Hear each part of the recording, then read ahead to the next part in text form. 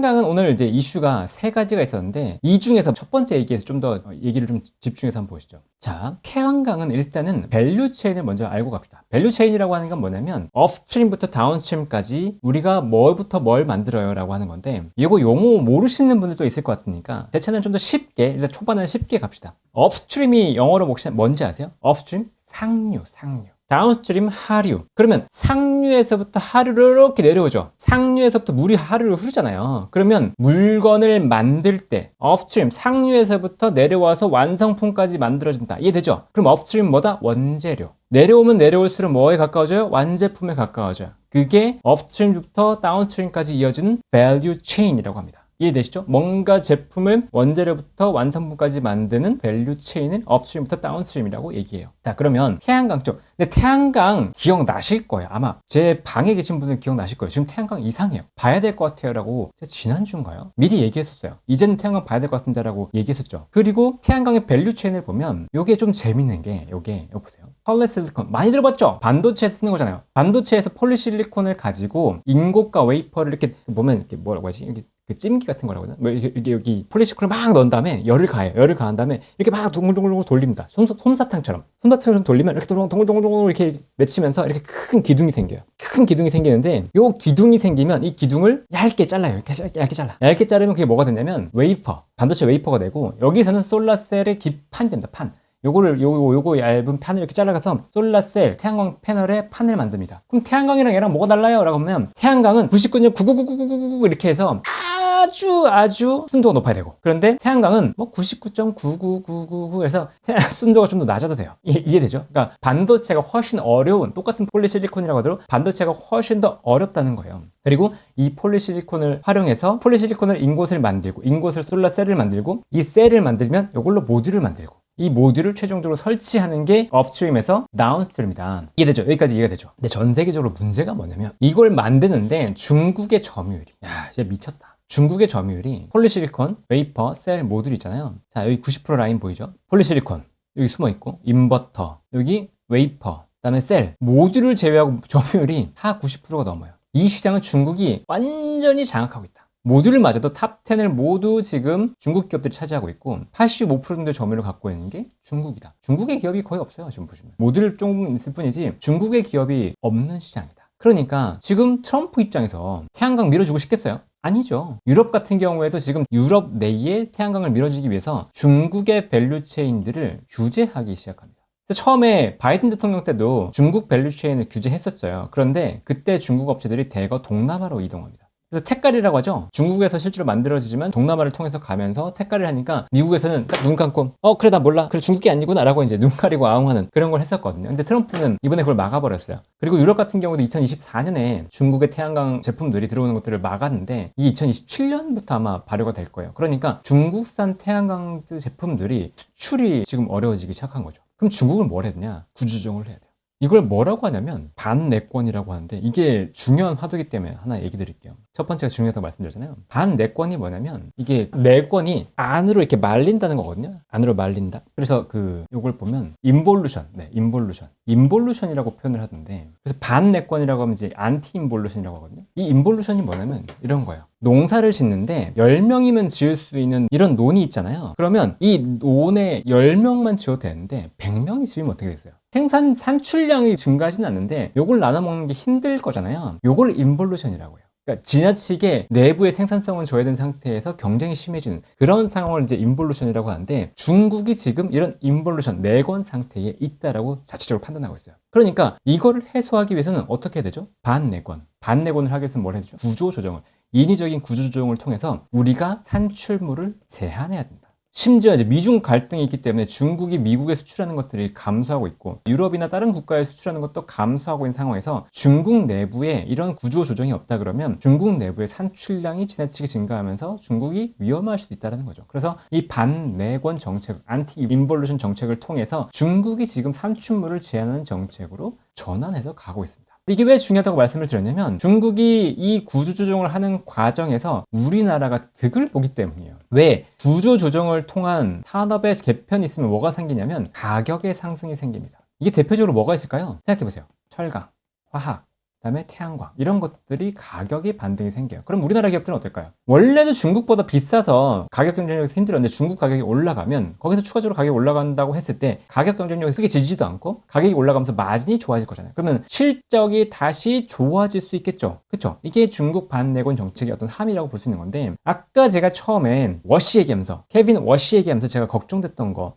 공급발 인플레이션이 우려가 돼요 라고 말했었고 이게 이따가 태양광 이쪽이랑 연결될 거라고 말씀드렸는데 중국의 구조조정으로 인해서 지금 반내권 정책 이 정책으로 인해서 만약에 이런 원자재들의 가격들이 오른다 그러면 지금 일단 또 보면 또 뭐가 있냐면 히토리나 이런 것들 규제를 하고 있잖아요. 수출 규제, 은수출 규제 이런 것 규제하고 있죠. 이것도 가격 인상의 요인이 되고 있거든요. 그러면 전반적으로 공급발 인플레이션에 대한 걱정이 있어요. 수요 견인의 인플레이션 같은 경우에 지금 정책으로 막을 수 있는데 공급발 인플레이션은 2022년에 우리가 경험했지만 공급발 인플레이션은 감당하기 어렵고 2022년처럼 큰 샥이 올 수도 있어요. 그러니까 이게 나온지 안 나온지를 하반기엔 진짜 면밀하게 봐야 돼요. 위험할 수 있기 때문에. 위험하다. 도망쳐가 아니고 그럴 수 있기 때문에 봐야 된다고 얘기하는 거예요. 그래서 보시면 중국과 미국의 어떤 설치량이 이때 2024년을 피크로 해서 내려가는 게 보이죠. 중국 그 외의 지역은 올라간다고 치더라도 지금 보면 유럽이 올라가니까 지금 이렇게 내려가고 있는 게 보이니까 전체적인 수요가 조금 안 좋다. 중국 내에서 설치량이 이렇게 감소하고 있다 보니까 전 세계 수요량이 안 좋으면 중국이 감당할 수 없으니까 반내권 정책을 펼치는 게 당연한 거고 얼마만큼 감소할 거냐. 폴리실리콘이 지금 48%에서 60%까지 감소한다. 절반 이상을 중국 내부에서 폴리실리콘을 없앤다는 거예요. 그럼 무슨 일이 생기냐면 폴리실리콘 가격이 올라가겠죠. 폴리실리콘 가격이 올라가면 어떻게 돼요? 모듈, 그러니까 지금 인곳, 그다음 셀, 그다음에 모듈 가격까지도 같이 올라가야 될 거잖아요. 그러니까 전반적으로 가격 상승 랠리가 펼쳐질 수밖에 없다라는 거고 여기에 또 뭐가 들었냐면 구조 조정을 위해서 보니까 중국에 지금 문제가 크다. 구조 조정을 해야 되는데 좀비 기업들이 양산이 돼 있더라. 좀비 기업들이 왜 양산됐냐? 우리가 품목의 증치세를 환급해줬더니 이게 문제가 됐다라는 거예요. 증치세가 뭐냐면 부가세 같은 겁니다. 그러니까 수출할 때 이 증치세를 환급을 해줬는데 9% 환급을 해줬는데 이게 문제가 돼서 기업들이 죽질 않는다. 그러니까 이 증치세 환급을 폐지해버리자. 그럼 당장 뭐가 생겨요? 중국 기업들은 9% 가격 인상이 되겠죠. 그럼 이게 단순히 9% 가격만 인상이 될 거냐? 그러지는 않을 겁니다. 왜? 이게 캐스케이드 효과라고 얘기하나요? 우리가 만약에 한우를 먹는다고 할 때 농장에서 10,000원을 올린다고 하면 우리가 딱 10,000원만큼 올리는 게 아니고 이것보다 더 높은 가격, 뭐 예를 들면 50,000원 이런 식으로 인상된 가격에 먹게 되잖아요. 왜? 유통망이 이걸 먹게 되니까. 이 효과라고 하는데 마찬가지로 이 9%가 올라간다고 하면 더 가격이 올라갈 거다. 그러니까 우리나라 태양광 업체도 좋겠네. 근데 더더군다나 중국 업체는 유럽과 미국에 못 들어가는데 가격이 올라가면 누가 좋아요? 우리나라 기업들이 만세해 하는 거죠.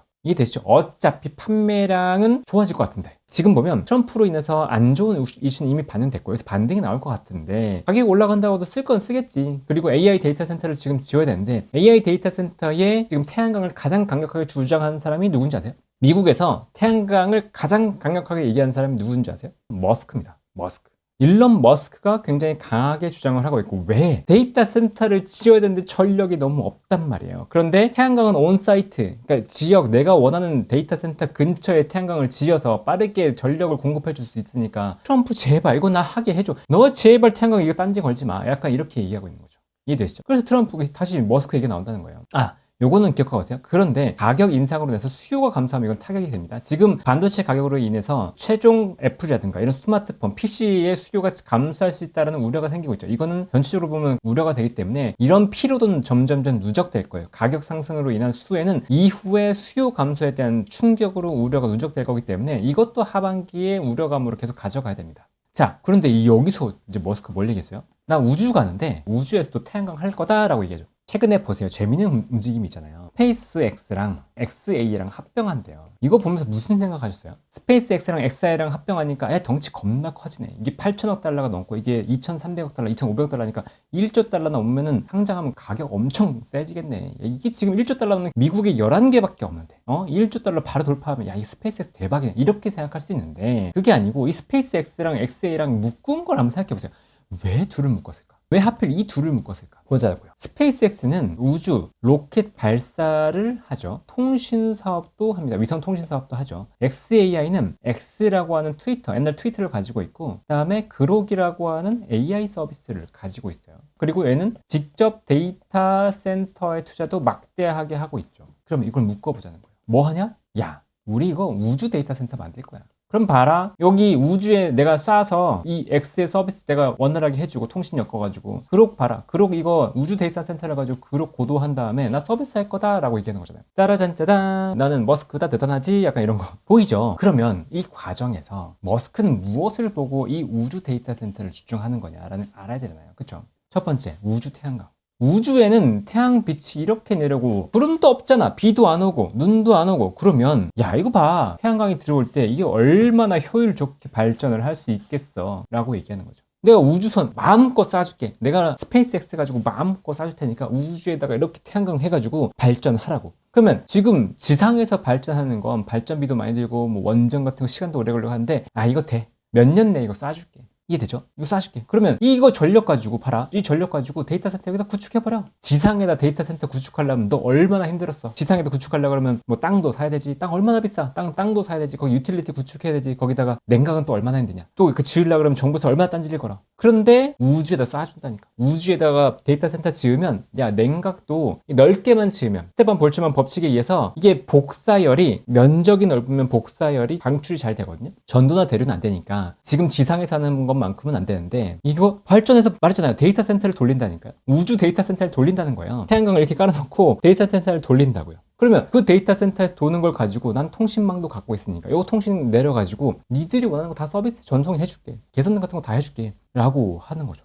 웃기잖아. 생각이 대단하죠. 근데 한계는 분명히 있어요. 일단은 이 태양광 판 자체가 엄청 넓어야 되는데 그런 넓은 판을 쏠 수가 있나? 뭐 이런 얘기도 있죠. 근데 일단 발표한 거 보면 최근에 중국이 먼저 발표했어요. 20만 개 쏘겠다라고 계획을 발표해서 신청했습니다. 그리고 머스크가 지금 100만 개 쏘겠다고 발표했어요. 이게 통신 때문에 그랬겠어요? 아니요. 통신 때문이 아닙니다. 이거는 지금 데이터 센터 때문이에요. 우주 태양광 기반으로 데이터 센터를 하겠다는 거예요. 그러면 이 태양광 수요가 얼마나 늘어나는 거야? 100기가와트를 우주에다 쏘겠다. 난 지상에도 100기가와트를 할 건데 우주에다가 100기가와트를 내가 쏠 거야. 이 100기가와트가 사실 잘 와닿지가 않죠. 그럼 이 100기가와트 정도면 요 24, 30%가 뭐냐면 우리나라 전국에서 쓰는 전기량의 20%에서 30% 정도를 감당할 수 있는 양입니다. 이거를 싸서 하겠다. 그럼 데이터 센터에 대한 전력이 내린 건 이슈가 없게 되겠네요.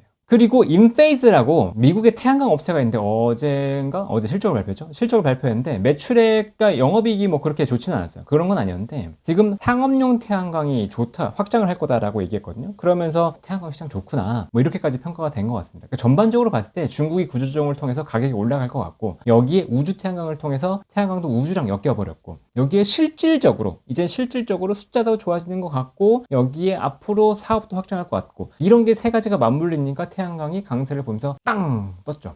근데 일단은 트럼프 때문에 오랫동안 조정을 받았던 섹터잖아요. 그러니까 조정을 받은 이후에 반등이 나올 수도 있지 않을까? 뭐 이런 생각이 듭니다. 삼성전자가 시가총액 1천조 원을 달성했습니다. 일단 박수. 네.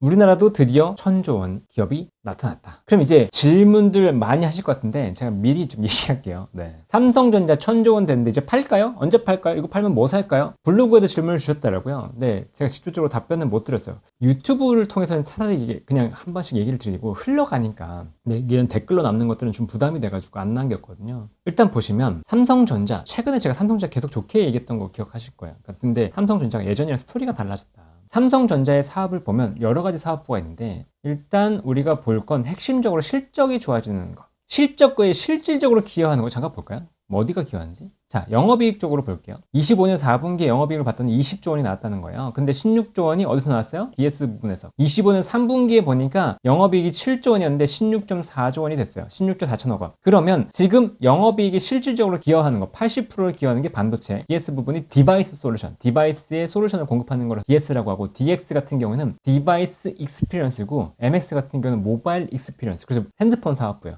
저는 이렇게 왜 어렵게 하는지 모르겠지만 어쨌든 그래요. 그런데 지금 이 매출의 80%를 차지하는 게 DS 부분이고 이 성장도 앞으로 성장을 보는 것도 DS이기 때문에 다른 사업은 그냥 외면하고 안 봐도 됩니다. 지금 사업이 그래요. 오히려 다른 사업은 반도체 가격이 올라가면서 깎아먹을 수 있다는 거건데 그러면 아까 반도체 얘기했잖아요. DS, 디바이스 솔루션에서 우리가 볼 수 있는 건 지금 네 가지로 구분해보죠. HBM, DRAM, NAND, 그리고 파운드리. 자, 이렇게 구분해서 봤을 때 HBM은 이 동네 바보야. HBM도 못 들어가고 지가 먼저 놓고 못 들어가네? 막 이렇게 얘기했었는데 이제 봤더니 HBM 3E도 들어갔고 4도 하이닉스 못지않게 빠르게 들어갈 것 같네요 라고 얘기 나오죠. 그러니까 그럼 HBM은 괜찮네. 근데 HBM이 들어가면 뭐가 문제인지 아세요? HBM은 이렇게 있으면 이런 다이가 칩의 다이 크기라고 하죠. 이 칩의 크기가 요게 만약에 DRAM이라고 한다면 지금 DDR5 뭐 이렇게 DDR5 이런 DRAM이라고 한다면 HBM은 이렇게 더 커요. 그러면 뭘 얘기하냐면 이렇게 똑같은 웨이퍼가 있다고 했을 때 이 크기가 들어간다고 하면 이렇게 잘라요. 이렇게. 근데 이 크기로 들어간다고 치면 이렇게 자를 수 있잖아요. 자, 보이세요? 생산량의 차이가 똑같은 웨이퍼를 넣어서 지금 반도체의 캡하는 웨이퍼 몇 장이에요 라고 계산을 하고 있는데 그걸 가지고 우리가 생산량, 산출량, 매출력을 계산했는데 HBM으로 바뀌니까 이 산출량이 감소하네요. 똑같은 규모 웨이퍼 장수라고 하더라도 산출량이 감소하네요. 그러면 뭐가 감소해요? 생산량이 감소하죠. 그럼 HBM으로 만약에 물량이 전환된다 그러면 이 DRAM 쪽에는 물량에 문제가 생기겠네요. 거기까지 이해되죠? 그런데 지금 HBM 쪽으로 AI 관련된 게 너무 좋다 보니까 이 DRAM 쪽의 쇼티지가 심화돼 버렸네요. 근데 이 DRAM 쪽에 증설이 많이 있나요? 있긴 있는데 급격한 증설은 없네요 라고 되는 거죠. 그럼 지금 상황에서 어떻게 해요? 큰일 났네. DRAM 쇼티지 나니까 가격 계속 올라가네. 지금 전분기 대비해서 DRAM 가격이 전분기 대비해서 99% 올랐다고 얘기가 나오고 있고 그리고 낸드 같은 경우에 전분기 대비해서 지금 50% 이상 올랐다고 트렌드포스에서 지금 얘기하고 있거든요. 난리가 난 거죠. 분기로 100% 올라가는 게 어딨어요, 가격이. 근데 이게 1분기에서 끝날 거냐? 그게 아닌 것 같다는 거죠. HBM으로 전환되면 보세요. 생산량이 감소한데 지금 SK하이닉스나 삼성전자가 열심히 짓고 있어도 SK하이닉스는 빨리 지어봤자 27년에 들어올 거고 삼성전자 P4에 페이즈 4 들어온다고 하더라도 그게 지금 아까도 얘기했던 요 HBM에서 전환되는 걸 감안하면 생산량 증량이 별로 없다는 거예요. 그런데 아까 얘기했던 HBM, DRAM 쪽 좋은 거 당연히 알겠고 낸드를 봤더니 야 큰일 났다. 지금 낸드도 쇼티지가 나와버려. 야 이게 ICMS라고 인퍼런스 C, 컨텍스트, MS, 메모리 스토리지. 그러니까 추론을 하는데 컨텍스트 우리가 과거 맥락들을 계속 저장을 해서 해야 되는데 이게 DRAM으로는 안 되더라. 낸드가 필요하다. 용량도 크고 장기 기억을 하고 있는 이놈들이 있어야지 날 도움을 주는데 그거를 필요로 하니까 가져가야 되겠다. 그래서 낸드 쪽을 AI에서 끌어가기 시작하니까 낸드도 쇼티지가 나는 거죠. 보세요. 2023년, 2024년만 하더라도 여기 보이시죠? 여기에 수요가 메인이 어디였어요? 모바일이랑 PC가 오히려 더 많았잖아요. 근데 여기 딱 지나가면서 엔터프라이즈 SSD 올라가는 게 보이죠? 엔터프라이즈 SSD가 기업용 SSD를 말하는 거예요. 기업용으로 저장해야 되는 메모리가 수요가 늘어나기 시작했다. AI 쪽으로 급격하게 들어가기 시작했다. 이게 수급 블랙홀이 되니까 낸드 쪽은 원래 가동률이 낮고 동네 바보형 마진도 뭐 한 자리밖에 안 나오고 안 좋다라고 했었는데 이게 급격하게 좋아지는 거죠. 그러면 얼마만큼 좋아질 거냐? 이걸 계산을 해봐야 될 수 있을 거잖아요. 제가 명확하게 회사랑 소통한 게 아니기 때문에 제가 어떻게 계산하냐, 그리고 회사가 어떻게 생각하냐, 그리고 애널리스트는 어떻게 생각하냐 이런 것들을 판단할 때 기준이 있어야 될 거잖아요. 기준을 어떻게 작곡할 거냐 이런 건데 기준 하나 일단 첫 번째 여기 보시면 DS 부분의 영업실적이 매출액이 33조 원에서 44조 원을 증가했는데 매출액 그러니까 메모리 부분은 26조 7천억에서 37조 1천억 원이 됐다. 근데 영업이익은 7조 원에서 16조 4천억 정도까지 증가할 것 같습니다 라고 얘기하죠. 근데 보면 여기서 영업이익이 9조 4천억이 증가했고 여기 보면 매출액이 10조 4천억이 증가했죠. 그렇죠? 그러면 여기서 보세요. 10조 4천억과 9조 4천억에서 봤을 때 영업이익 기여율이 지금 몇 프로 되죠? 매출액이 증가한 것 대비해서 영업이익이 거의 90%가 증가해버리잖아요. 이게 지금 반도체의 힘이라는 거예요. 그러면 반도체 가격이 상승해서 매출액이 증가하면 거기에 따라서 영업이익이 대체 얼마가 증가하는 거야 계산이 돼요. 이건 제가 계산한 건데 영업이익 기여들 80%라고 여기는 가정했어요. 80%. 아까보다 낮게 가정한 거죠. 매출액이 DRAM이 전분기 대비해서 50% 증가하고 낸드가 20% 증가한다고 했을 때 이 매출액 지금 반도체 메모리에서의 매출액이 50조 원 정도가 넘을 거다. 그럼 전체 매출로는 다른 거 다 동일하다고 했을 때 110조가 나올 거고 영업이익은 33조 원 이상이 나와야 된다. 오늘 보니까 자료에서 37조 원 얘기했더라고요. 근데 만약에 트렌드포스 얘기처럼 95%, 55%가 증가한다고 하고 영업이익 기여도 매출 증가하는 것 대비해서 영업이익이 80%가 증가한다고 한다면 그러면 영업이익이 1분기에만 45조가 나온다. 근데 이 숫자는 적어도 2분기에는 무조건 찍힙니다. 왜? 이 성장이 2분기에는 온전히 반영되니까요. 그러면 2분기에 40조 원 이상이 반영된다고 했을 때 3분기, 4분기가 좋을까요? 안 좋을까요? 3분기, 4분기가 2분기보다 꺾인다고 보기는 어려워요. 그러면 전체적으로 봤을 때 연간 영업이익에 대한 전망치가 180조, 200조 이렇게까지 나올 수 있겠죠. 지금도 이미 200조를 부른 데가 있어요. 그래서 삼성전자에 대한 실적 전망이 지금 좋다 안 좋다? 좋죠. 너무 좋아요. 그리고 이게 꺾일 것처럼 보인다 안 보인다? 그렇게 안 보이죠. 그러면 만약에 160조, 170조 나온다고 했을 때 이 삼성전자에 대한 평가를 어떻게 할 수 있을 거냐? 이게 또 관건이 되겠죠. 그래서 요거를 한번 보여드릴게요. 자, 삼성전자에 대한 영업이익 전망치가 분기별로 봤을 때 지금 여기 보면 31조 원, 31조 5천억 정도 돼 있거든요. 그리고 2분기에 39조 원인데 지금 1분기 전망치가 뭐 37조 원, 40조 원 올라가고 있고요. 제가 볼 때 2분기 전망치는 40조 원 중후반 정도 될 것처럼 계산이 되는 거죠. 그러면 이렇게 됐을 때 삼성전자에 대한 실적 전망치가 올라가는 거고 그러면 좀 보세요. PER이 연간으로 보면 PER이 지금 8배, 뭐 7배, 7배 때 얘기하고 있는데 이게 더 내려가는 거죠. 일단 더 내려가죠. 그러니까 지금 보면 삼성전자, SK하이닉스는 변동성이 크니까 밸류를 낮게 받는 게 당연해 라고 얘기했는데 마이크론이 지금 한 12배 정도 받고 있잖아요. 그러면 야 이것보다는 싼 게 맞아? 옛날에는 코리아 디스카운트 하는 게 맞았는데 지금 야 외신에서도 그렇고 한국 코리아 디스카운트 이제 없다던데? 그러면 이게 올라갈 수 있겠죠? 만약에 이게 8배에서 12배까지 올라가면 몇 배요? 상승률이 50%. 지금 얼마죠? 16만 원 정도 되잖아요. 16만 원에서 50% 올라가면 얼마죠? 24만 원. 이런 계산이 바로 나온다니까요. 그러니까 삼성전자, SK하이닉스를 지금 팔까요? 라고 물어본다 그러면 굳이요? 저는 뭐 이렇게 얘기하고 싶습니다. 반도체가 없다면 오히려 지금이라도 좀 사서 길게 좀 들고 가셔도 되지 않을까요? 라고 얘기하고 싶을 정도예요. 1부는 뭐 이 정도에서 일단 끝내고 2부는 또 공개 안 되는